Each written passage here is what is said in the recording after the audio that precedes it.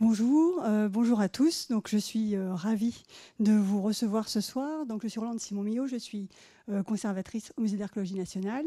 J'ai le plaisir d'introduire la très belle conférence inaugurale de Monsieur Claude Mordant, qui est un peu le pape de l'âge du bronze en France, hein.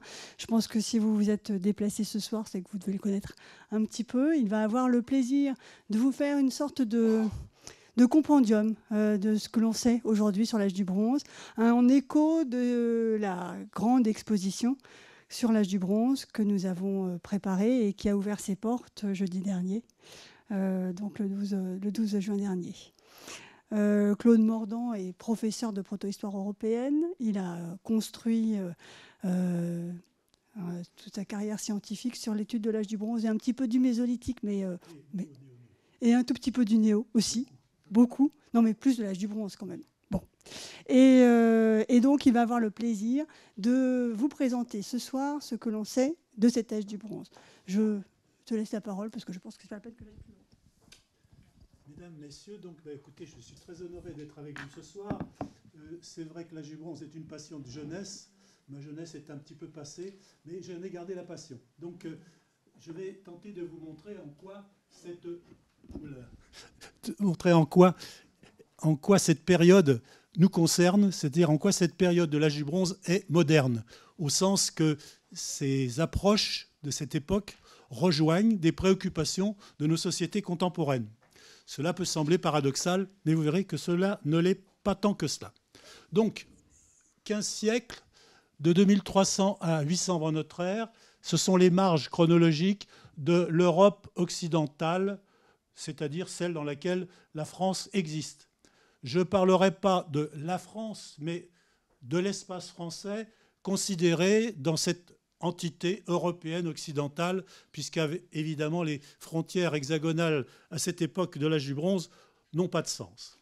Alors, l'âge du bronze, c'est une période discrète. Elle est tellement discrète qu'on ne vous en a jamais ou fort peu parlé au cours de vos études, au lycée ou même à l'université, si bien que l'âge du bronze, on a tendance à considérer que c'est un épisode technique sans grande importance historique, coincé entre le néolithique, ça le néolithique c'est sûr, c'est important, c'est la période de sédentarisation, de l'invention de l'agriculture, et donc tout le monde l'a appris. La hache polie est aussi un outil emblématique des collections de à peu près tous les musées scolaires. Et puis après, il y a nos ancêtres les Gaulois. Alors là, nos ancêtres les Gaulois, on nous l'a bien baratiné, on a bien compris que c'était nos ancêtres. Ceux d'avant, assez paradoxalement, ne l'auraient pas été, ce qui est une forte stupidité, bien évidemment biologique. Donc, à l'âge du bronze, nous avons des ancêtres de l'âge du bronze, comme nous avons des ancêtres gaulois, comme nous avons des ancêtres néolithiques. Donc, l'âge du bronze mérite qu'on s'y intéresse parce que ces 15 siècles, c'est quand même une durée significative, et c'est surtout la période où apparaît le métal. Le métal, le bronze. Le bronze, c'est un alliage de cuivre et d'étain, c'est-à-dire un matériau nouveau. C'est une invention des métallurgistes, c'est une invention du génie humain. D'une certaine manière, vous allez voir que le terme de génie humain n'est pas galvaudé dans ce cas-là. Le cuivre est associé à l'étain. Vous voyez à l'écran que le cuivre fond à une température élevée, supérieure à 1000 degrés. Le cuivre est assez mou. Il est donc d'un usage technique assez peu performant parfois. L'étain, au contraire, fond très facilement. Vous pouvez faire fondre de l'étain dans une casserole sur votre gaz. Et miracle de l'alliage, l'association du cuivre et l'association de l'étain donnent un nouveau métal qui a des qualités multiples et qui est non pas comme nos statues vert ou vert de gris, mais qui est au contraire couleur or, qui brille, qui est flashy, comme on pourrait dire si l'on parlait de manière contemporaine. Et le bronze est fabriqué en fonction de sa destination, en modulant l'alliage avec l'étain. Donc, plus il y a d'étain, plus le bronze sera dur, plus il sera de couleur gris argenté, moins il y a d'étain, plus il est rouge, comme le cuivre de départ. Donc, cette alchimie de mélange est importante et c'est là où, en quelque sorte, le métallurgiste introduit, on peut le dire, son génie. Le métal nouveau, comme je vous l'ai dit, il est plus dur, il est plus résistant, ses couleurs sont variées, ils peuvent être martelés et donner des tôles très fines et très résistantes, il est sonore, comme le sont nos cloches, et en rajoutant de l'étain, on baisse le point de fusion, et donc la coulabilité, c'est-à-dire la possibilité de produire des objets en série par fonte, en est modifiée, en est facilitée. C'est tout cet ensemble de paramètres que le métallurgiste doit contrôler, et c'est là qu'est tout son art, puisque c'est le bon métal pour le bon objet, pour la bonne fonction. Ici, donc, un petit rappel de ces questions de dureté, et vous voyez que le bronze est quand même fort performant par rapport à l'acier, qui le sera plus et qui, de temps en temps, a laissé dans l'ombre cet épisode de l'usage du bronze dans certains outillages. Le cuivre et l'étain, à l'échelle de l'Europe, assez curieusement, ne se trouvent pas ensemble. Vous voyez sur cette carte des spots de l'étain en gris, de l'or en or, couleur or, et du cuivre en brique. Il est rarissime que les gisements d'étain et de cuivre se retrouvent au même endroit. D'où la question, quel est le génie qui a pu penser qu'en regroupant des métaux qui parfois sont séparés au niveau des gisements de quelques centaines de kilomètres, par quel miracle ceux ou ces génies de la métallurgie ont trouvé que du cuivre et de l'étain donnaient un nouveau matériau. C'est une hypothèse, effectivement, qui reste à creuser. Comment a-t-il été possible d'inventer cet alliage? L'invention de l'alliage a été faite au nord de l'Irak, au sud du Caucase, vers 3000 avant notre ère. Et en Europe occidentale, le bronze est banal, le bronze est fréquent à partir de 2003, 2004, 2003 avant notre ère. Donc il y a un petit décalage, mais pas très important entre l'origine du bronze en domaine proche-oriental et la maîtrise du bronze en Europe occidentale. Au Proche-Orient, assez paradoxalement, même si le bronze a été découvert anciennement, il y a eu un épisode long au Proche-Orient, au Levant et aussi en Égypte, d'un alliage antérieur au bronze, à l'étain. Cet alliage, c'est un alliage de cuivre et d'arsenic. Le cuivre et l'arsenic donnent un matériau qui est un cuivre arsenier, qui est parfois doré, argenté, qui est plus dur, et donc qui, d'une certaine manière, a été utilisé pour produire des armes, des poignards, des flèches, des haches, dans le domaine pharaonique en particulier. Inconvénient de cet alliage cuivre et arsenic, si vous lisez les romans policiers d'Agatha Christie, vous savez que l'arsenic, c'est quand même un produit toxique, dangereux, et donc, si le métallurgiste était un petit peu inattentif ou un petit peu trop pressé de regarder ce qu'il y avait dans son creuset, assurément, il devait y avoir des morts, hein, pour dire les choses de façon directe. Donc la métallurgie de l'alliage cuivre et arsenic s'est longtemps développée au Proche-Orient, mais chez nous, en Europe occidentale, il y a un très court épisode vers 2004-2005, mais pas vraiment marquant, au contraire de ce qui s'est passé au Proche-Orient. Donc il n'y a pas eu véritablement de cuivre à l'arsenic. Mais il y a eu très vite et tout de suite un développement très efficace de la métallurgie du bronze. Partant de cette réalité qu'il y a eu cette rencontre du cuivre et de l'étain grâce au génie et aux remarques de certains métallurgistes, il y a quelques minerais de cuivre qui naturellement renferment de l'étain. Et probablement que les observateurs de génie qui étaient les premiers métallurgistes ont dû se rendre compte que ces cuivres-là, ces minerais de cuivre-là, étaient plus faciles à travailler que les autres. Et de proche en proche, et par connaissance absolument merveilleuse de la géologie des minerais, ils en sont arrivés à cette recette récurrente, systématique, et un bronze standard, comme le sont les bronzes de nos cloches, c'est à 10-15% d'étain. Et une fois que cette recette a été maîtrisée, là, il n'y a eu aucun problème pour que la métallurgie du bronze se développe. Cette nécessité d'avoir du bronze à l'échelle de la société, cette nécessité de rassembler en quelque sorte les gisements de cuivre et les gisements d'étain, ont fait qu'il a été indispensable de couvrir ses besoins en métal. Et pour couvrir ses besoins en métal, il a été nécessaire d'inventer un commerce systématique entre ces zones riches en cuivre, ces zones riches en étain, et dans ces échanges, de trouver les moyens de l'échange, de trouver des compensations, de trouver des équilibres, de trouver des routes commerciales, de trouver des protecteurs de ces routes commerciales. Bref, tout a été changé et ce modèle économique et social a été qualifié par notre collègue Helle Van Kild, une archéologue spécialisée du bronze du Danemark, de bronzisation pour montrer l'importance du bronze dans ce processus de complexification sociale et d'échange généralisé au cours de cette époque de l'âge du bronze. Cela ne veut pas dire qu'à l'époque néolithique, il n'y avait pas d'échange, mais il y avait à l'époque néolithique beaucoup plus de matériaux, de pierres, qui pouvaient répondre aux besoins des sociétés. Il n'y avait pas cette obligation de disposer de cuivre et d'étain. Et cette obligation économique est devenue une obligation sociale.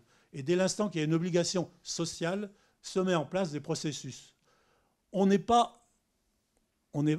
peut vivre sans téléphone portable, mais ça devient compliqué. Et dès l'instant qu'il faut avoir un téléphone portable, eh bien, il y a les terres rares, eh bien, il y a les échanges, eh bien, il y a les modèles économiques qui se mettent en place, et il y a toute une complexification de la société.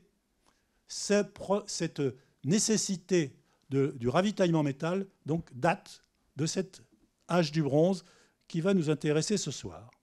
Pour déplacer le cuivre va être conditionné en lingots. Les lingots vont être de forme variable selon le temps, selon la période, selon les régions. Et soit ce sont, comme vous le voyez là, des sortes d'anses de panier. Ce sont les plus vieux modèles, pourrait-on dire, que l'on connaisse en Europe occidentale et en Europe moyenne. Mais cela peut être aussi, à l'opposé, des lingots dits peau de bœuf. Ça, c'est typiquement chypriote. Donc, on est en Méditerranée. Et ce modèle que vous voyez là, que vous reverrez dans l'exposition que vous visiterez, bien sûr, à chaque fois qu'il y a une petite figurine comme ça signifie que vous reverrez le vrai objet en exposition au musée. Donc, ce lingot peau de bœuf, vous voyez, il fait 26 kg, donc c'est vraiment une grosse masse de cuivre, a été trouvé en Méditerranée, au large de Sète, et il est au musée d'Agde. Et il vient forcément de Chypre. Un lingot de 26 kg, dès l'instant qu'il est dans un bateau, et on a trouvé des épaves qui renfermaient plusieurs tonnes de ces lingots de cuivre au large des côtes turques, dans un naufrage très célèbre, un bateau très célèbre pour les spécialistes du bronze, qui est l'épave d'Uluburrum. Donc, ce n'est pas difficile sur un bateau, dès l'instant que le bateau est lancé, de se déplacer avec des tonnes de cuivre. Lorsque l'on vient des Alpes autrichiennes et qu'on arrive jusqu'en baie de Somme, là, on ne peut le faire qu'à pied. Et 26 kilos sur son dos, c'est quand même plus difficile à imaginer. Et donc, les petites barres les petits lingots barres de Saint-Valery-sur-Somme pèsent entre 150 et 300 grammes, et ils étaient probablement conditionnés par poignée, par paquet. Mais la plupart des lingots de cuivre sont d'une forme un peu en forme de brioche, vous le voyez, plano-convexe, et ces lingots de cuivre sont souvent retrouvés cassés par portions, car bien évidemment, ils étaient associés à différentes quantités de minerais, d'étain, et donc il fallait ajuster les besoins, et on cassait les lingots pour avoir la bonne quantité. Je vous ai parlé des bateaux. Uluburrum, c'est les côtes turque, sur nos côtes de la Manche et les côtes anglaises, existait ce type de bateau dont vous avez une réplique que vous avez vue en passant, que je vous engage à regarder de nouveau en ressortant. C'est une réplique moitié grandeur d'un bateau qui a été trouvé à Douvres et qui permettait de naviguer et de traverser la Manche sans trop de difficultés avec une cargaison de l'ordre de 4 tonnes.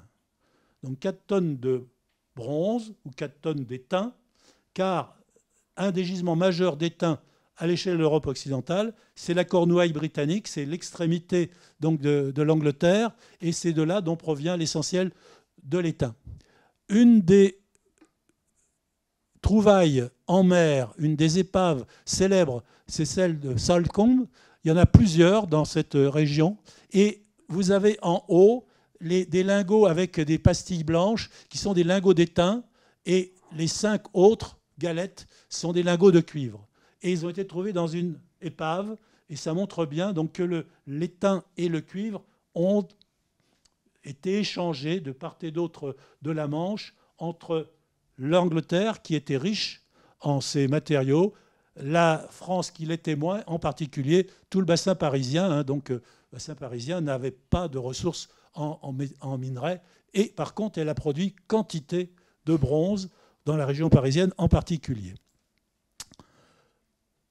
Cela permet d'esquisser une compréhension spatiale de ces économies de l'âge du bronze. On appelle cela, en langage contemporain, un hub. Il y a des hubs maintenant pour le pétrole, il y a des hubs pour le cuivre, il y a des hubs pour le titane, il y a des hubs pour tous les matériaux dont on a besoin. Et ici, vous avez sur la carte en haut le hub du cuivre qui transite par la Seine, du cuivre et l'étain, qui transite par la Seine et qui donc permet la connexion entre la Cornouaille, la traversée de la Manche, la remontée pour aller jusqu'aux confins du bassin parisien. On passe dans la baie de la Saône, on descend en direction de la Méditerranée, ou on va tout droit et on va en direction de la vallée du Pô en traversant les Alpes par les grands cols, ou on va en direction du coude du Rhin et également en direction de la Bavière. Et en retour, bien sûr, le cuivre de la région des Alpes autrichiennes, qui est une des régions les plus riches en cuivre de cette Europe centrale, vont en retour arriver jusque dans le sud de l'Angleterre. Une mine galloise est particulièrement connue, c'est la mine de Greathorme, dans le nord du pays de Galles. Et cette mine, les collègues qui ont bien travaillé sur son développement pensent que vers 1500 avant notre ère, où elle est en pleine activité, cette mine produisait de l'ordre de 200 à 700 tonnes de cuivre par an. Je vous ai dit que l'âge du bronze durait 1500 ans. Une seule mine, si vous multipliez alors, la mine de Greathorme s'est arrêtée de fonctionner vers 1000 avant notre ère. Mais il y en a d'autres qui ont repris. Donc vous voyez que la production bronzière se mesure potentiellement en milliers de tonnes. Les archéologues spécialistes de l'âge du bronze sont très fiers de vous dire qu'ils ont retrouvé environ 7 tonnes d'objets en bronze, c'est-à-dire peanuts. Donc, même si les bronziers sont très fiers de ce qu'ils ont fait, et à juste titre, nous ne connaissons qu'une infime partie du stock d'objets fabriqués à cette époque. Pour une raison technique évidente, c'est que le cuivre, ça se refond. Le bronze se refond, le bronze se recycle. Et donc, c'est comme l'acier, les ferrailleurs font disparaître toutes nos belles voitures d'antan. Eh bien, à l'âge du bronze, les vieux bracelets, les vieilles haches, les vieilles épées, tout ça passait à la casse et revenait au bronzier pour refabriquer des nouveaux objets. Donc cette économie du métal bronze, elle est ouverte et elle fonctionne aussi sur elle-même grâce au recyclage. Ces flux de matériaux, donc je parle beaucoup du métal, mais je vous ai dit qu'il fallait imaginer des contreparties dans ces échanges. Et parmi les contreparties riches de cette période, il y a l'ambre, il y a aussi la laine, il y a aussi le verre, qui sont des matériaux qui ne sont pas disponibles partout. Et l'ambre provient des côtes de la Baltique. Le verre est une invention méditerranéenne et le monopole du verre à l'âge du bronze, on peut presque dire ça, c'est une officine qui est dans la vallée du Pô, à Fratapolesine, c'est tout près de l'embouchure au nord de Venise, qui a inondé l'Europe avec ses petites productions, avec ses petites perles en verre bleu ou en verre vert clair, plus ou moins transparent. Donc, cette interconnexion obligatoire suppose des échanges généralisés et elle suppose donc un ordre économique. C'est la fameuse bronzisation dont je vous parlais. Et le recyclage ne doit pas être oublié parce qu'en période de vache maigre, et on l'a connu aussi à certaines périodes historiques, le système peut fonctionner malgré tout si on active le recyclage. Mais à un moment donné, le recyclage a ses limites. La production, donc,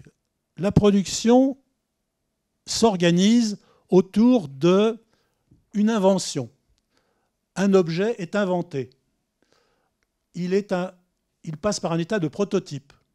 Ce prototype, soit il gagne en notoriété et il est diffusé, et dans ce cas-là, il est probablement copié. Et là aussi, vous voyez qu'on n'a rien inventé. La copie de certains objets qui réussissent, on est en plein dans ces questions-là. Et le bronzier, qui a inventé, probablement a transmis à ses autres collègues, par transfert de technologie, sa méthode, ses expériences heureuses, moins heureuses. Et donc, le bronzier compétent, le bronzier garant des savoirs, le bronzier est aussi celui qui doit diffuser sa connaissance. Et pour diffuser les connaissances, fréquemment, dans nos sociétés encore contemporaines, la mobilité des savants est un gage de succès. Donc il est hautement probable que le bronzier, dans l'exercice de son art, a eu aussi à se déplacer pour pouvoir promouvoir les résultats de son art. Cela veut dire que le bronzier, dans l'économie de ce temps, a un rôle essentiel. Il invente, il produit, il diffuse. Est-ce la même personne qui fait tout cela? Peut-être pas. Peut-être qu'il est aussi au sein d'une équipe et que tous les aspects de diffusion, commercialisation sont faits par des intermédiaires et sont faits par d'autres populations, d'autres personnes que lui-même. L'âge du bronze permet aussi une autre invention remarquable que l'on utilise encore de nouveau, c'est celle de la reproduction à l'identique et de la production en série.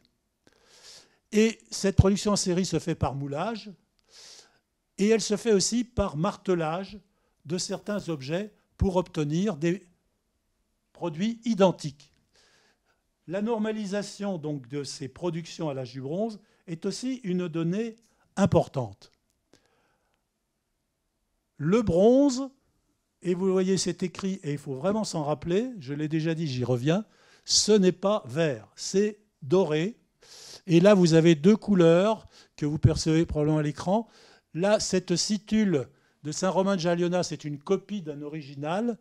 Dans l'exposition, vous en verrez une autre situle très comparable, celle d'Uther-Gronheim, qui est verte foncée, même vert bouteille très foncé, très sombre. Il faut l'imaginer couleur d'or comme cette copie. Les haches ici sont plus rouges, rosées, car il y a a priori plus de cuivre pour avoir des taillants plus efficaces. Pour marteler, il est préférable d'avoir un bronze plus doux pour que ce soit plus facile lors de la déformation plastique. Un exemple de hache produite en série. Vous avez ici un des plus gros dépôts d'haches, de lames de hache de l'âge du bronze moyen, trouvé à Bénis-sur-Mer, c'est en Normandie. Il y a plus de 300 haches et certaines sont strictement, rigoureusement identiques et ont été sorties du même moule. Donc, des haches de ce type, lorsque l'on fait une cartographie rapide de ce que l'on connaît, rappelez-vous de ce que l'on connaît, mais pas de tout ce qui a été produit, vous voyez que c'est une hache dont le nom de Normand est assez juste. mais vous voyez que la Normandie s'étend bien au-delà de la pas-Normandie. Et ça revient sur ce que je vous disais, à savoir une diffusion de l'objet fini, mais aussi une diffusion du prototype ou de l'idée du prototype qui a été adaptée, copiée par les bronziers de Bourgogne en particulier. Les études le montrent, mais aussi probablement des bronziers de la vallée de la Loire. Autre extraordinaire performance des bronziers de cette époque, produire des roues en bronze, telles que vous voyez ici, des roues à rayons. Elles pèsent plus de 8 kg, ces roues. Il y en a 3 qui ont été trouvées, malheureusement anciennement, à Fa, c'est dans l'Aude. Et ces roues étaient bien sûr pour des chars, mais pas pour les chars de transport de tous les jours, qui étaient, eux, équipés par des roues en bois, que les charrons de l'époque savaient faire. Là, ici, ces roues sont des roues plutôt pour des chars cérémoniels, pour des chars dont le rôle n'était pas un rôle simplement matériel de transport de pondéreux. Fabriquer ces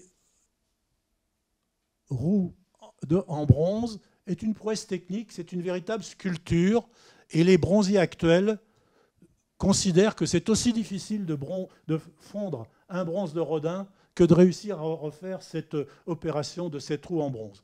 Donc c'est dire que la compétence de ces bronziers, qui travaillent avec des techniques qui ne sont pas quand même les nôtres, était particulièrement élevée. Vous en verrez donc une copie, enfin pas une copie, vous verrez une de ces roues dans l'exposition. Autre dimension de la production de certaines épées, comme cette épée dite du type de Murigen, vous voyez que ce type a eu une réussite phénoménale. On en a de la France jusque en Pologne, jusqu'en Suède. Donc c'est un modèle qui a eu une réussite considérable et il est peu vraisemblable que le producteur de ce modèle ait été unique. Il y a eu une production de ces épées qui a été copiée et qui s'est, par contre, le modèle plaisait, le modèle était efficace et donc il a parfaitement réussi à l'échelle de l'Europe. Autre dimension, le guerrier et ses armures, le guerrier et ses casques, le guerrier et ses cnémides. Là aussi, vous avez 2 copies de cuirasses, d'une cuirasse que vous verrez en exposition de Veria, et vous voyez que ça brille, comme les cuirassiers de Reichshoffen. Ça brille autant. Les cuirassiers de Reichshoffen, c'est une cuirasse en acier, bien polie pour que ça brille au soleil. Là, c'est du bronze, et ça brille énormément. C'est donc un guerrier qui fait tout pour être repéré. C'est un guerrier qui flambe en quelque sorte, qui brille au soleil, avec un casque et avec aussi une épée. Tout cela pour mettre en scène la puissance des armes et pour mettre en scène aussi la puissance du guerrier. Alors assez paradoxalement, les archéologues n'ont jamais retrouvé ce guerrier qu'ils imaginent, ce guerrier qu'ils reconstituent, avec son équipement dans une tombe. Les cuirasses, l'ensemble de cuirasses le plus phénoménal, vous en verrez un exemplaire en exposition, un autre dans les salles ici permanentes du musée, c'est cette spectaculaire dépôt de Marmès en Haute-Marne, où il y avait probablement entre 7 et 9 cuirasses de ce type. C'est phénoménal. C'est le quart de la population de cuirasses européenne. Il n'est pas vraisemblable que toutes les cuirasses d'Europe se soient retrouvées à Marmès, qui est un petit village au nord du Châtillonnais. Mais vous voyez bien que là aussi, la fossilisation très aléatoire et la découverte très aléatoire par les archéologues peut fausser un peu le jugement et laisser croire qu'il y a eu des cuirasses qu'en France et qu'à Marmès. Pas du tout. Ces cuirasses ont été produites sûrement par centaines, mais elles ont été, que dans certains cas, conservées. Et la conservation des cuirasses de Marmès, c'est qu'elles ont été déposées dans un marais, emboîtées plus ou moins les unes dans les autres, et sacrifiées en quelque sorte pour une force tutélaire supérieure à celle du guerrier. Et donc là, on est dans des phénomènes qui dépassent la simple dimension humaine avec cette thésaurisation volontaire de ces cuirasses. Je vous parlais de casques. En voici quelques exemplaires d'un autre dépôt exceptionnel, celui de Bernières d'Ailly. C'est en Normandie, c'est en Calvados. C'est à la limite de l'âge du bronze et de l'âge du fer. Et il y a également, d'un coup, 9 ou 6 ou 9. Il y a aussi 9 casques à Bernières d'Ailly. Donc, avec cela sur la tête, une cuirasse et une épée de Merrigan, tout cela bien astiqué, vous voyez que notre guerrier de l'âge du bronze avait fière allure. Autre art du bronzier, du dinandier, cette fois-ci, non plus du fondeur, mais du batteur de métal, ce grand dépôt de vaisselle, également présent à l'exposition, qui regroupe différents types, une grande passoire, un chaudron, de nombreuses coupes, et tout cet ensemble de vaisselle correspond à un service à boire qui a été mis en place vraisemblablement à l'occasion d'un banquet. Et à la fin de ce banquet, il a été considéré indispensable d'enterrer toute cette vaisselle rutilante. Et cela représente le plus gros dépôt de vaisselle de bronze également trouvé en Europe. Évans est dans le Jura, au sud de Besançon. Et cette production, certains types de vases, comme ce chaudron à 2 anses, est un modèle plutôt hongrois, grande plaine hongroise. Certaines de ces coupes, comme celle-ci, sont plutôt d'origine également hongroise ou tchèque, mais par contre, certains modèles de ces coupes, comme celle-ci, sont des copies qui vraisemblablement étaient produites dans l'est de la France, centrées, dirais-je, sur la vallée de la Saône.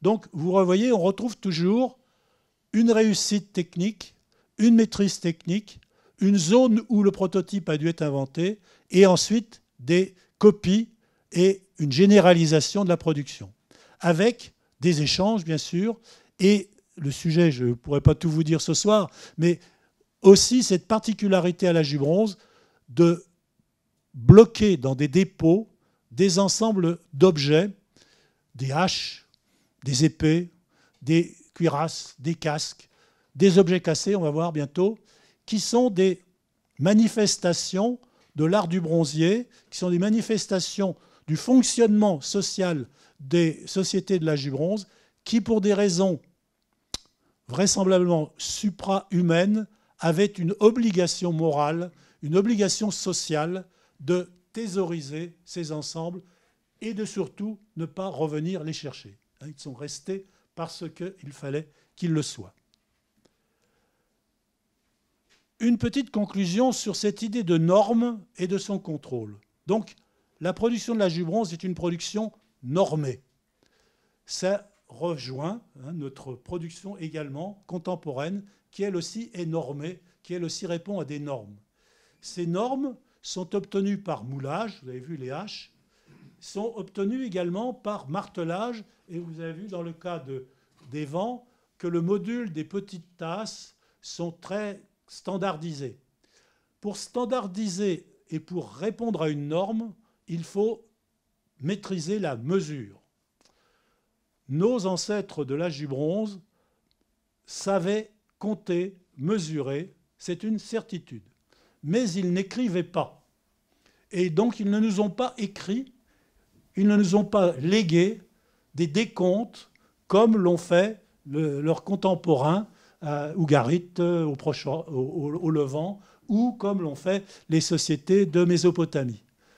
Nous sommes dans des sociétés de l'oralité, nous sommes des sociétés sans écriture, et donc le bronzier, non seulement il savait faire le bronze, mais il savait aussi transmettre de manière orale les recettes, les mesures, les modèles, toutes ces questions, toutes ces normes techniques.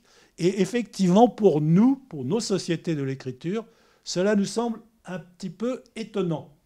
Et de ce fait, tendance à considérer que les ancêtres qui ne savaient pas écrire étaient quand même pas aussi intelligents que nous pouvons l'être parce que nous savons écrire. Je crois qu'il faut s'inscrire en faux contre cette affirmation. Les sociétés de l'écriture sont des sociétés qui maîtrisaient effectivement le bronze et qui maîtrisaient les alliages, mais les sociétés de l'oralité, nos sociétés, le faisaient avec le même talent. Alors ensuite, l'original, la copie, le transfert de technologie, je vous en ai déjà parlé. Il y a aussi la question de l'évolution des formes et ou du conservatisme. Certains objets restent longtemps figés dans une forme, d'autres changent assez rapidement. Les épées changent rapidement, les bijoux changent rapidement, les vaisselles changent rapidement. Certains outils durent plusieurs siècles. Donc, vous avez un progrès technique et la mode. Et là aussi, on n'a rien inventé de ce point de vue. Déposer et thésauriser du métal, les bronzes et les ors, donc je vous ai déjà évoqué cette question. Donc des séries d'objets entiers peuvent être thésaurisés. Des objets isolés, groupés, des accumulations qui peuvent être exceptionnelles. Je vous en ai donné déjà quelques exemples. Et les interprétations qui tournent autour de ces ensembles qu'on appelle des dépôts, à défaut d'avoir trouvé un autre terme plus évocateur. On dit parfois trésor, on dit parfois cachette, mais je crois que le terme neutre de dépôt est plus juste. Ces hypothèses, pour expliquer ce phénomène, tournent autour de stocks techniques d'artisans. Peut-être qu'il y a des dépôts d'objets cassés qui sont des stocks de matières premières pour le recyclage, qui sont aussi parfois des représentations des élites. Quand on retrouve 9 cuirasses à Marmès, c'était vraiment pour honorer les hommes de guerre, ou les 9 casques de Bernard d'Ailly, c'est pour honorer les gens de guerre. Lorsque l'on trouve des beaux bijoux, c'est probablement aussi pour honorer certaines femmes de haut rang. Donc il y a des hypothèses économiques, matérielles, des hypothèses sociales, et puis aussi des hypothèses, et je vous ai déjà évoqué cette idée, que certaines offrandes semblent tourner vers les dieux, vers les divinités, vers des entités supranaturelles, comme on sait que les humains ont eu à honorer dans les temps anciens. Un des dépôts découverts il y a bien longtemps, en 1860, qui a été le premier à faire couler l'encre et à dire que l'âge du bronze existait en France, c'est le dépôt de l'Arnaud, que vous verrez en vitrine dans les salles d'exposition ici du musée. Et il a été au d'époque qualifié de fondeur. Donc vous voyez que là, l'hypothèse matérielle, matérialiste, c'est un stock de matières premières qui a été thésaurisé pour être utilisé plus tard, sauf que le plus tard, il n'y en a pas eu. Et qu'on a bloqué ici plus d'une cinquantaine de kilos de métal dont on savait pertinemment où il était et qui n'a pas été récupéré. Donc dans ce cas-là, certes c'est un stock, certes c'est un stock de richesse, mais ce n'est pas un stock de matières premières uniquement. Un autre dépôt de cuirasse, je vous ai cité le nom tout à l'heure, Veria, dans le Jura, et vous avez à côté la silhouette, l'évocation du guerrier qui a porté la cuirasse de Veria avec un casque qui est le modèle de type que je vous ai présenté donc du dépôt du Calvados. Donc, à Veria, il y a eu 2 cuirasses qui ont été enterrées dans une zone humide. Là aussi, c'est une trouvaille ancienne. On ne connaît pas très bien le contexte. Mais une paire de cuirasses qui a été donc enterrée, on ne peut pas dire par inadvertance. Ce n'est pas possible. Un autre dépôt, intéressant parce qu'il ouvre une autre perspective, c'est le dépôt de Blanneau. On est dans le Morvan, nord du Morvan. Et vous voyez là une vaisselle. Vous avez un chaudron comme celui d'Évan. Vous avez une coupe comme aussi à Évan. D'autres petites bouteilles en tôle de bronze. Là, c'est l'état du dépôt tel qu'il a été trouvé au moment de sa découverte. Et puis, vous avez à côté de cela cet exceptionnel bijou qui est une ceinture articulée. Vous en verrez une ou une proche en exposition, ce n'est pas celle-là, mais une très proche. Et vous avez également des jambières qui sont des sortes de bijoux de mollet et qui étaient portés par les dames de cette période vers l'an 1000 et même plutôt encore avant. Et tout de suite, j'attire votre attention sur le fait que des jambières, il y en a des grandes, celles-là ce sont des grandes, il y en a des moyennes et il y en a des toutes petites. Et donc, et elles fonctionnent par paire. Donc, dans ce cas, on a certes des parures féminines, on a 3 panoplies de parures féminines, une grande ceinture, et on a même, j'allais oublier, ici, un torque à 4 rangs de perles d'or monté sur des liens de cuir, on a un deuxième, et on a un troisième avec des perles en bronze. Mais le bronze était, je vous rappelle, couleur dorée. Donc ça faisait 3 colliers qui répondaient en quelque sorte à 3 paires de ceintures. Et Stéphane Verger, collègue, a pensé qu'on pouvait faire l'hypothèse que dans ce dépôt étaient représentés 3 âges d'une femme idéale, pourrait-on dire, ou idéalisée de cette époque. La petite demoiselle avec ses petites jambières, comme maman, et son collier de perles, mais pas en or, en bronze. La jeune maman avec probablement la ceinture, un collier d'or et les jambières, et une dame plus chenue, plus âgée, avec peut-être aussi, là c'était peut-être interchangeable, la ceinture, mais avec des jambières plus grandes. Donc dans ce dépôt de Blanneau est représentée en quelque sorte une élite féminine, et une élite féminine héritée, car la petite avait hérité la notoriété de sa famille, et elle avait déjà ses jambières comme une grande fille, et une grande dame, et une vieille dame. Donc, vous voyez que le dépôt est un ensemble d'objets de bronze dont la signification peut être multiple, et qu'on n'a pas seulement une interprétation, matérialiste, simple, directe. C'est une planque, ils l'ont cachée, et puis après, ils ne savaient plus où c'était. Et mon œil. Autre pratique étonnante, on retrouve un grand nombre d'épées, en particulier dans la Saône, qui a été très bien surveillée lorsqu'elle a été draguée dans les années 1980-1990 par Louis Bonamour, le conservateur du musée de Chalon-sur-Saône. Et vous avez une collection à Chalon-sur-Saône, au musée, phénoménale, d'épées, tous plus remarquables les unes que les autres, et parfaitement conservées. Ces épées se retrouvent régulièrement sur des gués et sur des lieux de passage qui ont duré pendant des siècles au cours de l'âge du bronze. Et là encore, il est peu vraisemblable qu'à chaque fois qu'ils traversaient la rivière, ils se noyaient, ils perdaient leur épée, quand même pas de chance, et qu'ils ne venaient pas la chercher. Ce n'est pas possible de perdre une épée qui fait 1 mètre de longueur sans avoir envie de la retrouver, surtout sur un gué où, a priori, la profondeur de l'eau n'est quand même pas très importante.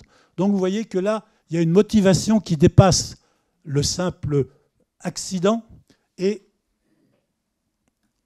l'interprétation que les archéologues maintenant en font le plus souvent, c'est que, et là vous avez une évocation par Pierre Videlier de ce geste d'offrande au fleuve, d'offrande à la rivière, on jette l'épée, et dans ce cas-là, bien sûr, l'épée est passée dans le monde de l'au-delà.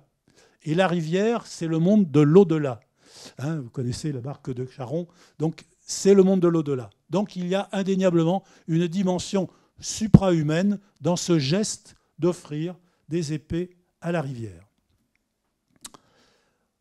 On a parlé beaucoup de bronze, c'est-à-dire que cela est normal, c'est l'exercice imposé. Parlons un peu de la vie, peut-être un peu plus courante, et de la vie sociale. Donc, les populations de l'âge du bronze, ce sont des agriculteurs-éleveurs. C'est la base de la richesse. On ne peut pas échapper à cette dimension. Et ce sont des populations stables, du moins dans ce qu'on voit. Les fermes, car ce sont des habitats dispersés, ce sont des fermes ou des petits hameaux très comparables les uns les autres. Il n'y a pas de différence. On ne voit pas la maison du chef, on ne voit pas la maison du riche. Ce sont des fermes très comparables et cette ferme se déplace, tourne, exploite un terroir qui là aussi a l'air d'être stable au cours des années et des décennies, voire peut-être des siècles. Il y a cependant des mobilités obligées, obligatoires, des mobilités personnelles. Le mariage fait qu'il est nécessaire, et les liens pour lutter contre, évidemment, la consanguinité, mais aussi pour associer les familles entre elles, les mariages, on dira dans ce cas-là arrangés, sont aussi vieilles que le monde, pourrait-on dire, et donc les femmes semblent s'être déplacées vers la résidence de leur mari. Mais il est parfois possible d'inverser la tendance, et certains hommes, probablement, se sont aussi déplacés. Donc ça, c'est pour l'aspect homme-femme, les mariages, les gestions familiales. Je vous ai parlé également de la maîtrise de l'art du bronzier, qui nécessite un apprentissage. Et donc, si on imagine un apprentissage, on imagine de suivre son maître, de changer de maître. Et donc, l'apprentissage du bronzier a dû nécessairement engager des déplacements de ces jeunes, puis ensuite personnages confirmés dans leur art. On observe également, et on reverra bientôt des données, de plus en plus l'idée qu'il y a eu des rencontres collectives, des regroupements de population lors de festins. Je vous ai parlé tout à l'heure du banquet des vents, avec cette vaisselle exceptionnelle qui a rassemblé des notables, assurément. Et il y a un autre site récemment fouillé, à Villiers-sur-Seine, qui montre que la communauté de gens qui étaient rassemblés dépassait la cinquantaine de personnes qu'on peut imaginer à Évans et qui peut se mesurer peut-être en centaines de personnes. Du point de vue des relations, vous avez vu, il y a des armes offensives, défensives. Ces armes sont faites pour faire la guerre ou pour faire des affrontements. La société de l'âge du bronze est parfois vue comme une société belliqueuse. C'est possible. L'obstination à fabriquer des armes de plus en plus performantes montre bien qu'il fallait montrer d'une certaine manière sa force et se faire respecter. Mais on connaît peu de témoins d'affrontements, peu de témoins de blessures sur les défunts. Et donc on peut penser que l'âge du bronze a été aussi une période de grand commerce, de grande mobilité, et d'une certaine manière, on leur souhaite à nos ancêtres, d'une certaine paix et une certaine sérénité. Vers 1200 avant notre ère, vers 1200-1000, là, on perçoit des tensions sociales, et à la fin de l'âge du bronze, le passage vers l'âge du fer, là aussi correspond à une certaine déstabilisation de la société. Donc cela veut dire que la vie n'a probablement pas été, selon l'expression consacrée, un long fleuve tranquille pour les populations de l'âge du bronze. Il y a dû y avoir également des rixes, des échauffourées, des bagarres. Un site a été récemment fouillé dans le nord de l'Allemagne. Il y a un documentaire qui est passé sur Arte il n'y a pas très longtemps. C'est le site de Tollensee. Tollensee, c'est une petite rivière, la Tollensee, et qui permet de diriger le commerce en direction de la mer Baltique. Et vous avez vu que la mer Baltique, c'est l'ambre, c'est la nécessité de faire circuler l'étain et le cuivre en direction des pays nordiques. Donc c'est une zone stratégique d'échange. Et sur la vallée de la Tollensee, nos collègues de l'université de Göttingen ont fait des fouilles remarquables où l'on retrouve des armes, des cadavres, avec là, cette fois-ci, des grosses fractures sur le crâne, avec des perforations, avec des pointes de flèches, etc., avec des masses d'armes en bois pour bien montrer à quel point ça a pu être un peu violent. Et ces massacres, on pensait qu'ils résultaient d'une seule grosse rixe, où les populations du Sud auraient affronté des populations du Nord et qui auraient pu regrouper jusqu'à plus de 1000 belligérants. Il semble maintenant que des datations plus fines montrent que c'est plutôt un endroit où assez régulièrement, il y avait de la chicore, comme on dit, hein, et que c'était un lieu stratégique qu'il fallait contrôler, et que ce contrôle-là a nécessité de temps en temps d'utiliser les armes. La société de l'âge du bronze est une société hiérarchisée, on va le voir. Il y a des chefs, et puis il y a 3, 4 niveaux de hiérarchie sociale. Cela dépend des périodes, et cela dépend plus ou moins des vestiges que l'on retrouve.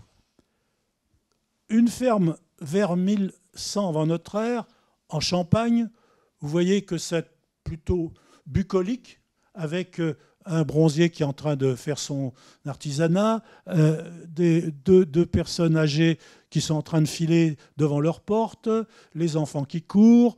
Donc c'est une ferme au sens fonctionnel et économique du terme, et c'est un modèle qui est vraiment très, très, très généralisé et banalisé à l'âge du bronze. Parlons des morts et de ce que les pratiques funéraires nous permettent de connaître de la société. Première question, quels défunts? On retrouve, les archéologues, des hommes, des femmes, des enfants, incinérés ou inhumés, mais si l'on fait l'examen de ces personnes, d'un point de vue biologique, d'un point de vue démographique, il n'est pas possible de faire une société vivante avec ces morts que l'archéologue retrouve. Cela signifie donc que la plupart des morts, eh bien, on ne les a pas retrouvés. Et ça signifie donc que la plupart des morts n'ont pas eu, par les vivants, l'honneur d'une sépulture que l'archéologue retrouve. Donc, c'est très désarçonnant, d'une certaine manière. C'est un peu comme les bronzes. Les bronzes, il y en a eu beaucoup, et on n'en a retrouvé qu'un tout petit peu. Des morts, il y en a eu, bien évidemment, également beaucoup, comme les vivants. Mais les vivants ont choisi ceux de leurs semblables qui méritaient d'avoir l'honneur d'une tombe. Et les critères ne sont pas évidents pour savoir pourquoi les sociétés des vivants ont choisi telle ou telle mort. Il y a une sépulture que vous reverrez en vitrine dans l'exposition, célèbre parce que c'est une belle tombe, comme on dit, avec du beau mobilier, qui correspond à l'inhumation d'une jeune dame avec des bijoux, donc des jambières, des bracelets et un curieux pendentif que vous voyez, un curieux pendentif qui est fait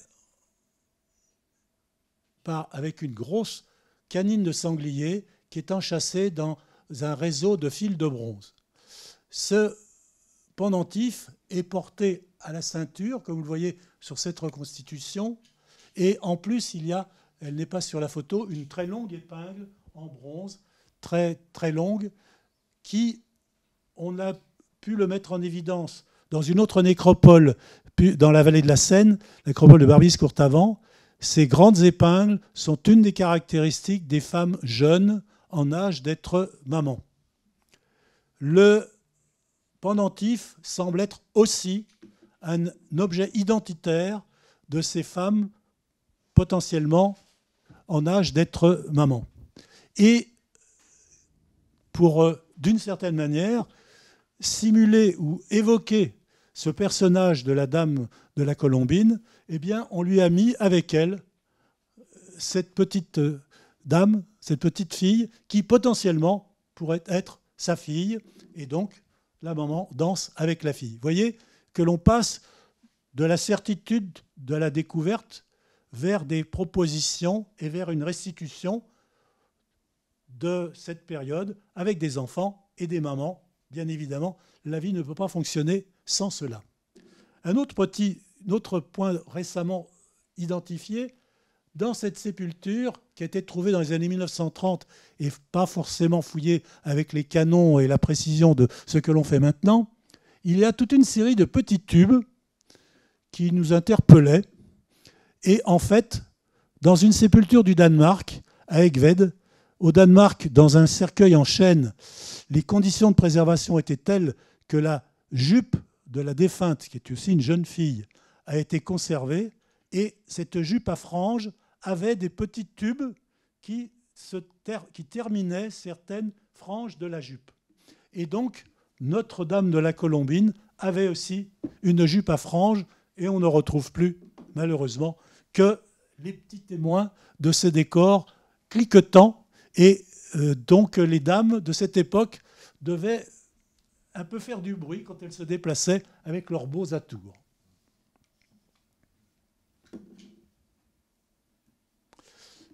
Une autre dame, je l'appelle la cousine de la dame de la Colombine, parce que véritablement, elle a rigoureusement les mêmes jambières, c'est les mêmes. Elle a aussi plein de perles d'ambre, des petites appliques pour faire une ceinture, et elle vient de la vallée de la Saône. Donc peut-être que cette dame a été mariée avec un bel homme de guerre de la vallée de la Saône, et elle avait passé une partie de sa jeunesse dans la vallée de l'Yonne, tout près de Joigny. Vous voyez bien la position sur la tombe quand elle était fouillée des jambières au niveau des mollets.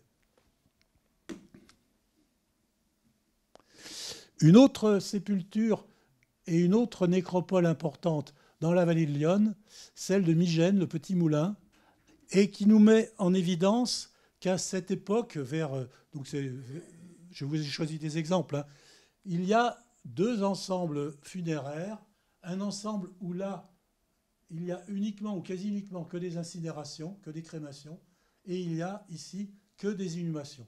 Et c'est contemporain, rigoureusement contemporain.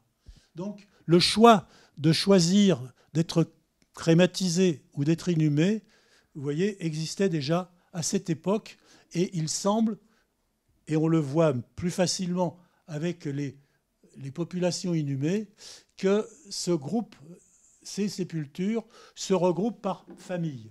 On a pu faire, c'est pas encore publié, mais ça devrait finir par sortir, on a pu faire des études sur l'ADN ancien de certains de ces personnages, et on a pu mettre en évidence 3 générations. Le grand-père, le fils et le petit-fils, qui sont dans la même nécropole, le petit-fils ayant malheureusement perdu la vie très jeune. Le grand-père, c'est un personnage exceptionnel, c'est l'inhumé 298. C'est un personnage exceptionnel parce qu'il a, dans sa sépulture, donc une grosse poterie à ses pieds qui devait renfermer vraisemblablement de la nourriture, et qui a 2, on pourrait dire, musettes. Dans ces 2 musettes, vous avez des lots d'objets différents. Dans la première musette, ah oui, pardon, là il y a un petit décalage qui ne marche plus. Dans la première musette, ici, vous avez, vous voyez, ça a une forme relativement rectangulaire. Vous avez un petit poignard, vous avez une pince à épiler, un petit disque, et vous avez surtout un objet exceptionnel. Et voilà, il ne veut pas apparaître. Le voilà. Cet objet, c'est un fléau de balance. Un fléau de balance, vous savez, comme les trébuchets chez le pharmacien. C'est une baguette qui fait environ 12 cm de longueur, qui est percée au centre et qui est percée aux 2 extrémités des petits disques qui se tenaient comme un trébuchet et qui permettaient de peser des masses très faibles, de l'ordre du 10e de gramme, et très précis, donc un appareil de haute précision qui vous montre bien que ce personnage savait peser, compter, mesurer, et qu'il était tout sauf analphabète, même s'il ne savait pas écrire, évidemment. Donc ça, c'est dans sa première musette. Seconde musette, c'est une musette de... Là, il n'y a pas eu le mouvement. Une seconde musette où l'on a des objets spécialistes de l'artisan du bronzier. Vous revoyez ici, je vais vous remontrer, on le verra en détail, un autre fléau de balance, plus gros, pour peser sûrement plutôt des dizaines ou des centaines de grammes, des pierres qui sont des pierres abrasives pour travailler le bronze, un marteau pour marteler le bronze, et ici, un objet qui ressemble à une olive en pierre qui pèse 350 grammes et qui est un poids en pierre dont les modèles rigoureusement identiques existent dans la zone de Frata-Polesine. Je vous ai évoqué donc cette zone où l'on fabriquait des perles de verre dans la plaine du Pô, et également dans l'épave d'Uluburun, dont je vous parlais également, au large des côtes turques. Donc ce personnage possédait un poids dont le modèle vient vraiment de très loin. Donc ce personnage était un savant, capable de mesurer des petites masses.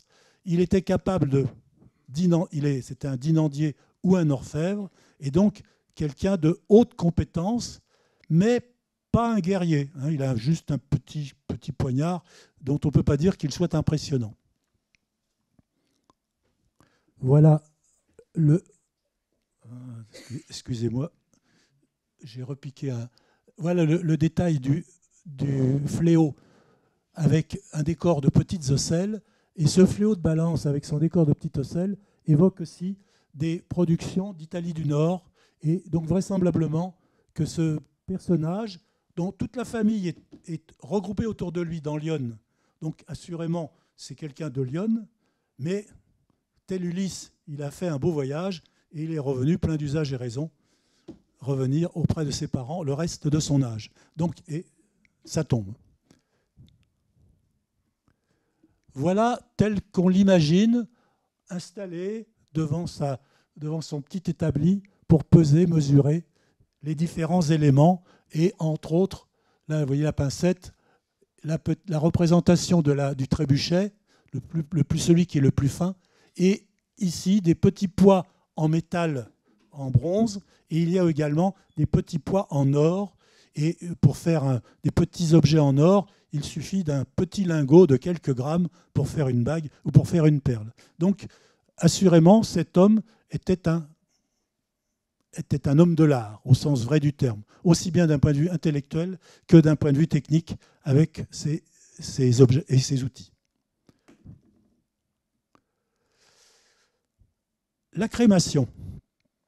Donc, la crémation, c'est une destruction du corps relativement poussée, avec uniquement un lot d'esquilles qui est conservé le plus souvent dans une urne en céramique, vous en avez une ici, avec à côté des objets, des vases qui regroupent de l'alimentation probablement, même si on n'en a pas des preuves, puisque bien sûr les liquides n'ont pas été conservés. Dans certaines de ces incinérations, on peut avoir, comme vous le voyez ici, un prototype de service à boisson. Vous revoyez une petite coupelle et puis trois petits gobelets qui sont strictement équivalents et qui peuvent laisser penser qu'ils ont été utilisés lors de ce dernier hommage aux défunts, lors du dépôt des vases en terre. Et vous verrez dans l'exposition des gobelets qui n'ont pas la même forme, qui datent à peu près de la même époque que celle-ci, qui viennent de Vienne-en-Val. Ça ne vient pas d'une incinération, ça vient d'un dépôt. Et les études chimiques ont montré qu'il y avait eu du vin dans ces gobelets. Donc là, à Châtenay, on n'a pas fait les analyses. À l'époque, ça ne se faisait pas. Et il est possible aussi qu'il y ait eu des boissons alcoolisées dans ce genre de gobelets. Alors, l'ensemble était déposé. Et là, vous avez aussi une évocation de cette scène d'une femme éplorée qui vient déposer les restes de sa famille. On ne saura pas vous dire laquelle. Et cela se fait à l'intérieur. Vous voyez peut-être pas très bien le contexte. C'est dans une nécropole. Il y a dans le fond une évocation de monuments plus anciens, une évocation de monuments funéraires avec des poteaux dressés. Bref, là, le dépôt de la crémation se fait dans un ensemble, dans un lieu consacré, dans une nécropole. Et dans cette nécropole, ne sont représentés que quelques-uns des défunts que les vivants ont considérés comme honorables, au sens qu'ils faisaient l'objet d'une reconnaissance. Dans l'exposition, vous verrez une crémation hors du commun qui vient de Bavière, qui même en Bavière est hors du commun, et même en Europe est hors du commun. Il s'agit probablement d'un puissant qui a été crématisé On a conservé quelques ossements de cet homme qui ont été déposés dans ce petit gobelet en or. Un deuxième petit gobelet en or a permis de fermer cet ensemble qui ressemble à un œuf. Dixit, la recension de la fouille, qui est une fouille ancienne. Ensuite, cet œuf en or a été mis dans un autre ensemble fermé de 2 chaudrons que vous voyez, vous connaissez maintenant, chaudron à anche, avec une anse à deux anses.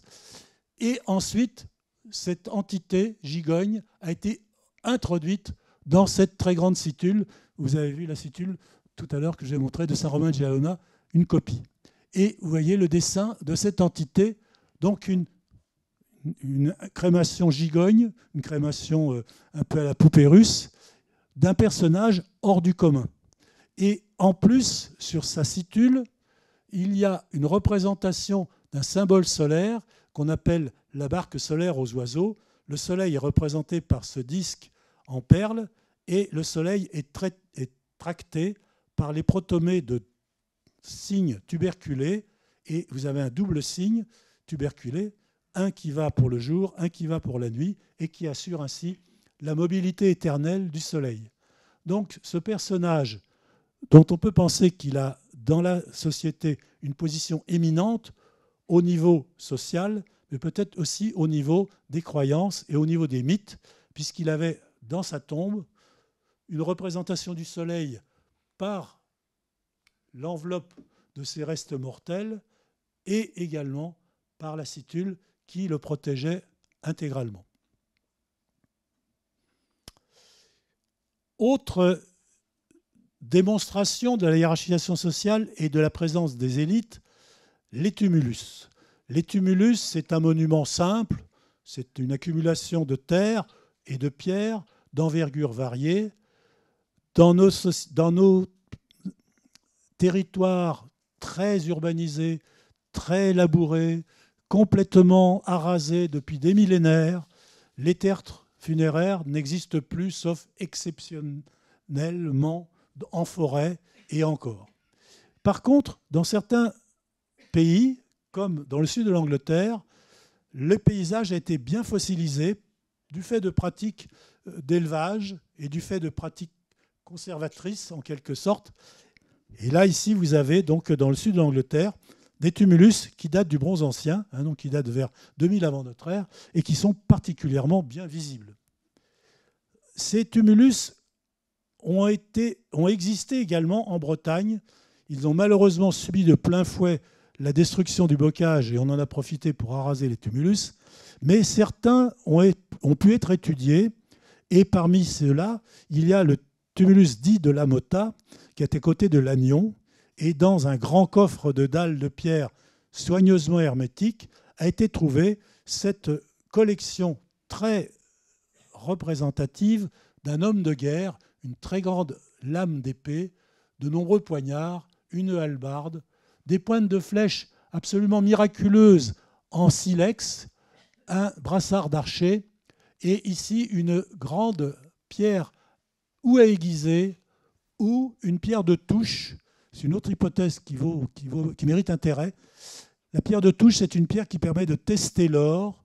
Et en frottant sur ces pierres de touche qui sont de couleur sombre, on peut connaître le titre de l'or, savoir s'il y a de l'étain, s'il y a de l'argent, s'il y a du cuivre ou si c'est de l'or pur. Tout cela pour dire que ce personnage qu'on appelle un prince, qui était dans un grand tertre, qui faisait 40 mètres de diamètre probablement à l'origine, et au moins 5-6 mètres de hauteur, donc équivalent à ceux que je vous ai montrés dans la diapo précédente. Donc ce prince de la Motta était effectivement un petit potentat qui, dans la région de Lannion, devait contrôler un territoire d'environ 20 km d'envergure autour de son monument qui marquait l'épicentre de son domaine. Et à cette période du Bronze Ancien en Bretagne, grâce à la conservation de nombreux tumulus, nos collègues, Jacques Briard le premier, mais maintenant Clément Nicolas, sont capables de nous restituer une hiérarchisation sociale qui, vous le voyez, pas encore, mais ça ne va pas tarder, voilà, une hiérarchisation sociale avec plusieurs niveaux sur la base de dotations funéraires de plus en plus opulentes, de plus en plus riches. Il y a de nombreuses tombes sans rien mais ce sont des tombes sous tumulus, donc ce ne sont pas des vulgum pecus. Vous en avez certains qui ne possèdent que des tombes avec des vases très particuliers, qui certes se retrouvent aussi dans la vie domestique, mais beaucoup moins calibrés, beaucoup moins normés que dans les tombes. Parfois, il y a vase et poignard, parfois il n'y a que poignard, et dans la fin des fins, comme le dit Clément, dans des tombes dites royales, cela peut l'être, un roi, vous avez donc ces longs poignards et ces pointes de flèche avec, là aussi, un brassard d'archer, mais ce n'est pas celui de la Mota, donc il n'est pas en or, il est en schiste, et des lames de hache à rebord. Donc, la hiérarchie sociale existe, elle est parfois visible. Au Bronze ancien en Bretagne, c'est un cas d'école, on le voit particulièrement bien. Et en Bretagne, vous avez aussi un objet totalement exceptionnel que vous reverrez également à l'exposition, qui a fait sensation il y a quelque temps. C'est la dalle dite de Saint-Bélec. C'est un grand bloc de schiste qui a été retravaillé avec des graphismes dont l'interprétation à partir de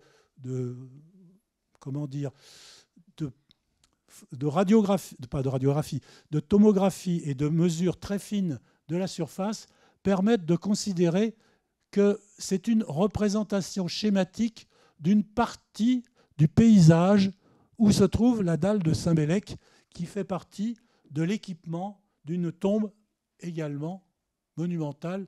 Elle était là, la tombe, avant d'être démontée et d'être fouillée en 1900 et d'être amenée dans les collections de Le Châtelier du Musée d'archéologie nationale. Et donc, dans cette tombe, le mort avait dans son dos, si je puis dire, la représentation de son domaine, ce qui est quand même très chic.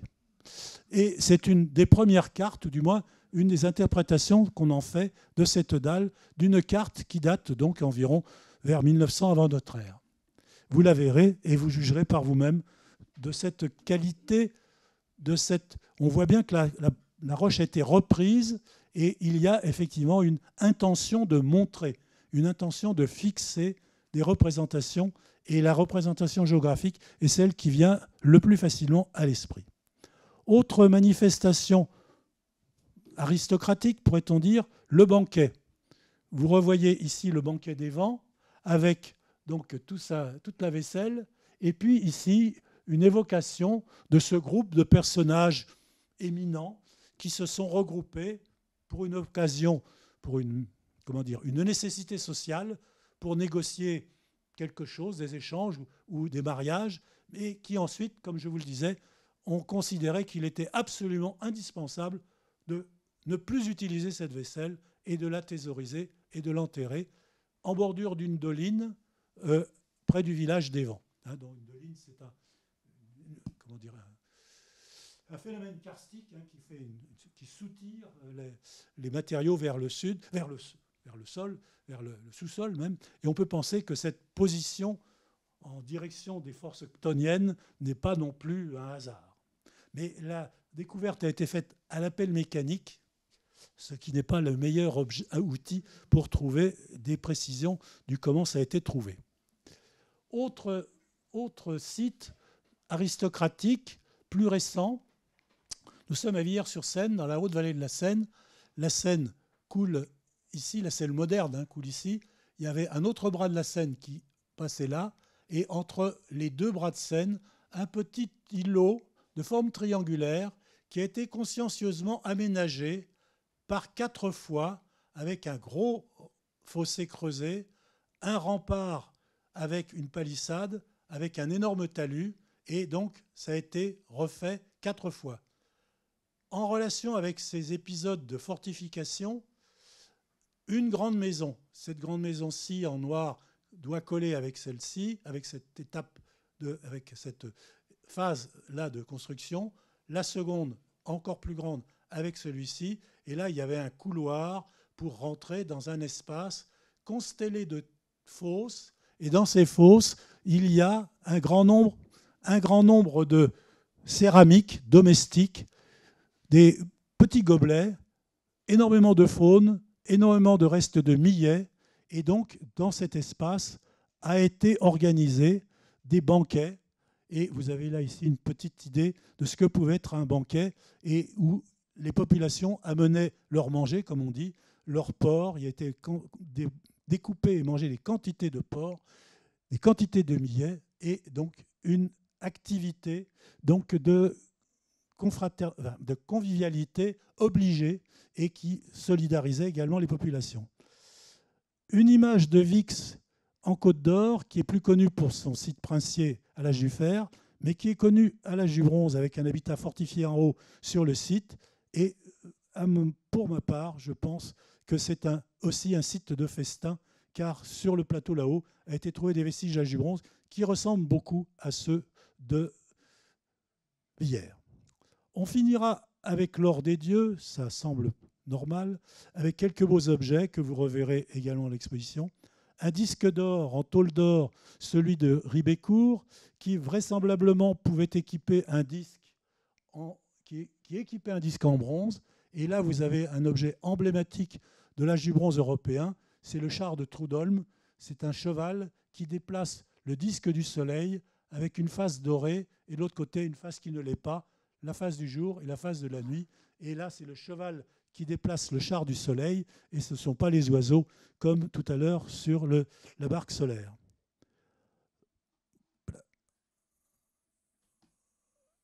Oh là, qu'est-ce que je vous fais? Non, je vous remercie. Non, là, je vous remercie trop tôt. Excusez-moi. Alors, un autre objet symbolique en forme de lune, de croissant de lune, ce sont des lunules qui datent du bronze ancien, qui sont en or, celles-là viennent de Beaubriac, donc c'est en Bretagne, c'est contemporain des princes dont on a vu les hiérarchies tout à l'heure. Autre objet totalement extravagant que vous reverrez à l'exposition, des cônes d'or en tôle d'or. Vous verrez celui d'Aventon qui est là. Ces cônes d'or sont interprétés comme des symboles solaires. Ça brille comme de l'or. Certains ont vu, avec celui ici de Schifferstadt en Rhénanie, un chapeau pour mettre sur la tête d'un prince ou d'un officiant, d'un prêtre. D'autres, de façon plus prosaïque, pensent que ces objets pouvaient être enfilés sur un poteau et être des bétiles qui représentaient le dieu soleil et qui étaient l'objet d'admiration.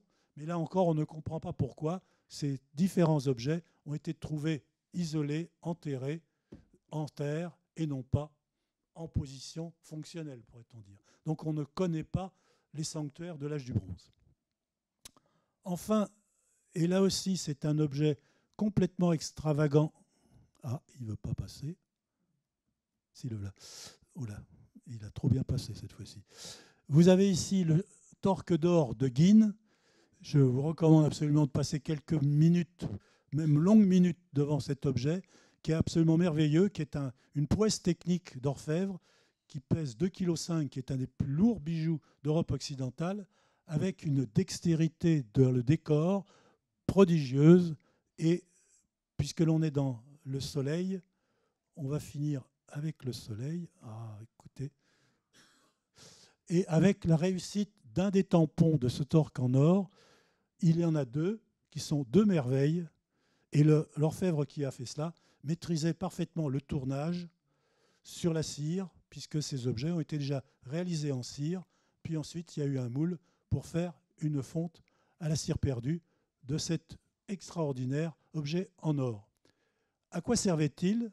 Bonne question. On dit une ceinture, mais c'est difficile de l'enfiler. On dit un torque, mais dans ce cas-là, c'est complètement extravagant.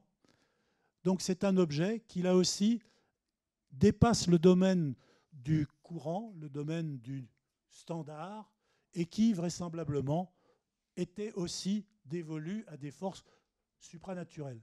Vous verrez également, en association avec ce torque, avec cette ceinture torque, il y a deux vrais torques qui sont aussi des merveilles d'orfèvrerie. Il y a deux bracelets, et ces objets d'or ont été trouvés dans un marais, bêtement, si je puis dire, isolé.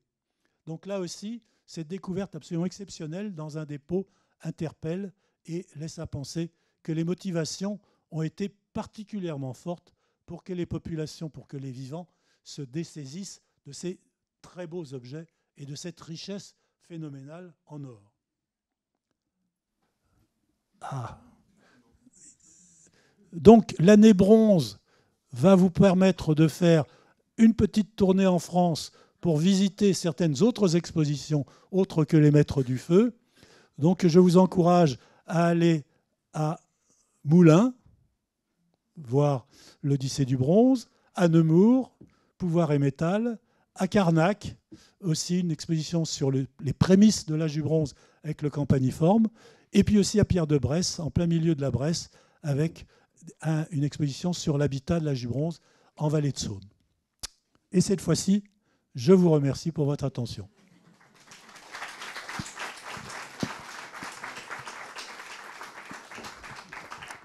Merci Claude. Alors, je vous engage quand même à passer à la boutique prendre le très beau catalogue de l'exposition, parce que Claude ne l'a pas dit, il a oublié, mais on a quand même commis cet ouvrage, je pense, assez grand public et bien complet sur la question. Et puis, alors, si vraiment vous êtes fou fondu d'âge du bronze, hein, c'est possible, il y en a, ça existe. Vous avez aussi ces 2 très beaux bilans qui compilent toutes les recherches actuelles sur l'âge du bronze et qui ont été réalisées par Claude et Cyril Marcini, mon compère commissaire sur l'exposition. Édité par avec la complicité d'une bonne centaine de bronziers de France. Oui, donc c'est pas gros travail. C'est une œuvre collective et elle a beaucoup de sens dans cet aspect collectif pour la communauté des spécialistes de l'âge du bronze. Alors j'étais beaucoup bavard, je m'en excuse. Si vous avez des questions, c'est un défaut, mais si vous avez quelques questions, mais il ne faudra pas qu'on tarde trop pour des raisons fonctionnelles. Vous avez 5 minutes. Voilà.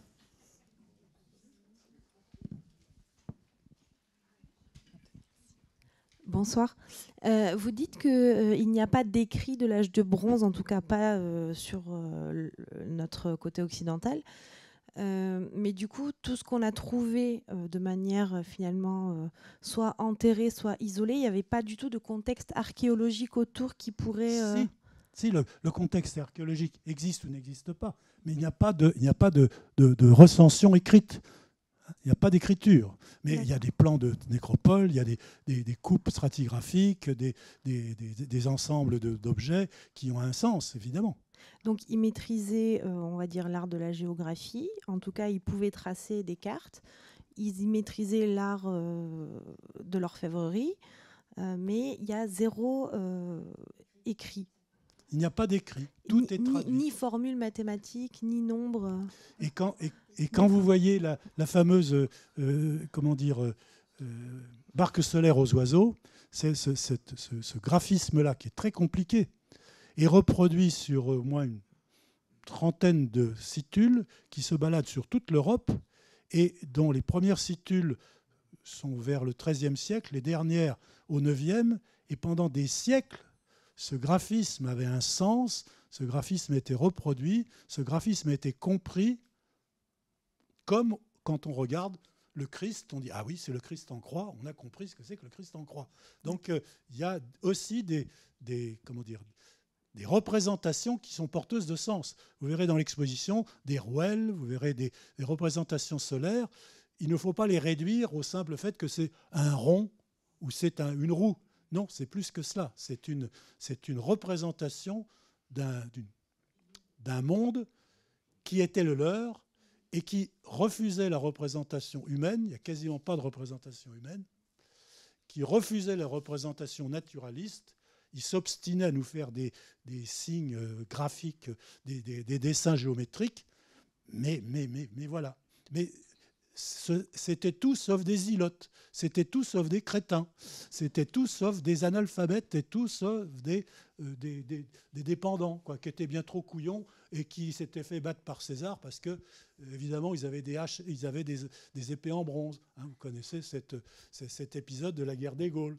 Les Gaulois se sont fait battre, bien sûr, parce qu'ils avaient des épées en bronze. Donc il y a tout ce misérabilisme qui colle à cette historiographie de la période récente de la France qu'il faut absolument contrecarrer. Et il maîtrisait le compas aussi d'ailleurs, Oui. le compas, la géométrie, le calcul, les mesures. Enfin, c'était effectivement des mathématiciens quand même, on l'a dit tout à l'heure. Mais effectivement, vous verrez sur certains cercles, ils vous partagent un cercle en 11, en 13, en 15, en 17. Vous rentrerez ce soir et vous ferez l'exercice. Vous verrez que c'est drôlement facile de partager un cercle en 11. Et eux, ils l'ont fait sur des épingles qu'ils ont fait 150 comme ça. Et donc, ils ont fait ça. Et là, d'une certaine manière, mais il ne faut pas que je sois trop bavard, hein, mais d'une certaine manière, quand on retrouve une chose, les archéologues sont très contents. Mais pour réussir un objet comme le torque de Guine, il a dû être fait des dizaines de torques de Guine. Parce qu'autrement, ce n'est pas possible. Même un artisan phénoménal, il ne fait pas cet objet-là du premier coup. Ce n'est pas vrai. Il a appris son art, il a raté, il a recommencé, il a refondu. Et donc, cette dimension-là de l'art des bronziers, on ne le perçoit que par flash, hein, que par objet isolé. Et donc, si on ne remet pas tout ça en perspective, on ne prend pas la dimension de la complexité de cet artisanat et de cette organisation qui touche tous les espaces en Europe. Des endroits où il y a des minerais de cuivre et d'étain, on peut comprendre qu'ils étaient riches, mais d'autres endroits, le bassin parisien, à Paris, il n'y a rien. Il n'y a rien du tout. Mais il y a une quantité phénoménale d'objets qui ont été produits dans la région parisienne, dès le début, qui sont venus par échange. Parce que le bassin parisien, de tout temps, c'est riche, on cultive, les terres sont riches, on a des excédents et on peut les échanger. Parce que la richesse vient de la culture, vient de l'agriculture, vient des ressources vivrières. Et le besoin en métal est assumé grâce à cette richesse initiale. Et c'est pareil pour la Scandinavie, hein. Il n'y a pas de métal non plus. Pourtant, il y a beaucoup d'objets, incroyablement beaux d'ailleurs pour certains. Est-ce que vous avez d'autres questions? Vite. Oui. Et puis après vous, madame. Merci. Juste une petite question sur une parole que vous nous avez donnée tout à l'heure, où on a retrouvé dans des récipients des restants de vin. Ça veut dire que la culture de la vigne était déjà très développée en 2300 avant Jésus-Christ. Ben ça, là, je vous félicite d'avoir posé la question. Je peux vous dire qu'il y a eu du vin dans le gobelet. Plus exactement, du jus de raisin fermenté rouge. Ah, d'accord. Du jus de raisin fermenté rouge, en langage courant, ça s'appelle du vin. On ne prend pas de risque, on parle de vigne sauvage. Ah, d'accord. Mais après, aller au-delà serait quand même excessif. On n'a pas trouvé d'amphore de cette période-là qui vient avec du vin. Bon, évidemment, en Méditerranée, il y a du vin. Et puis après, l'âge du fer, le prince de Lavaux ou la princesse de Vix buvaient du vin. Oui, ils venaient de Méditerranée. Et les premiers plants de vignes qu'on a reconnus, qu'on a retrouvés, c'est vers 150 avant notre ère. Dans le sud de la France, puis dans le nord, en vallée de la Saône, vers 100, 110, ils fabriquaient de leur vin. Hein. Est-ce que vous avez une toute dernière question? C'est la dernière. Non? C'est bon, vous savez tout de l'âge du bronze maintenant? Moi, si vous ne revenez pas voir l'exposition, là, je serais vexé. Et vous pouvez voir les salles permanentes aussi, parce qu'on a laissé quand même beaucoup de choses en complément. Donc, présence obligatoire à l'exposition et, dirais presque, achat obligé du catalogue.